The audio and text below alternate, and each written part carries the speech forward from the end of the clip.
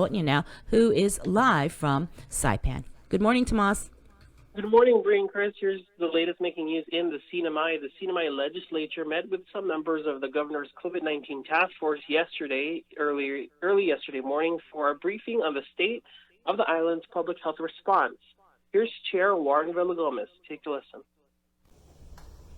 Chairman JP, yes, it's still going on, and we want to actually.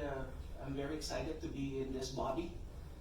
Because the plan to the next forward movement of community testing is precinct testing, and I want to bring it to this body that we need assistance on the precinct level to coordinate precinct level testings, to embrace and engage with our community to promote testing within the precincts, and I want to see and maybe through the task force member, Chairman Utibus, if he can guide the COVID task force on a point of contact here at the legislature to initiate the precinct testing.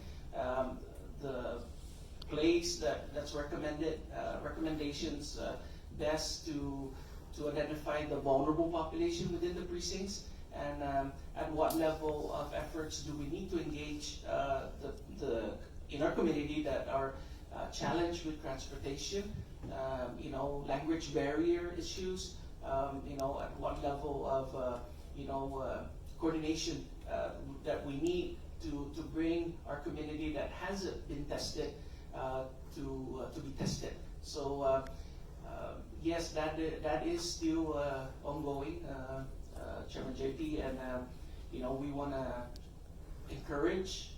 We still, we haven't shut down testing. Just yesterday, we're doing community-based testing at Kanoa with coordinated, efforts with the business community. So it's still a moving efforts on. Thank you.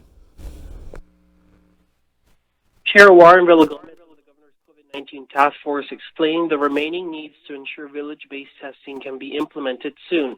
Representatives also expressed concern at the legislature for the capacity to monitor incoming passengers in self-quarantine. They also discussed potential plans for schools to reopen in the fall and the status of the alternate care site at Kanoa Resort.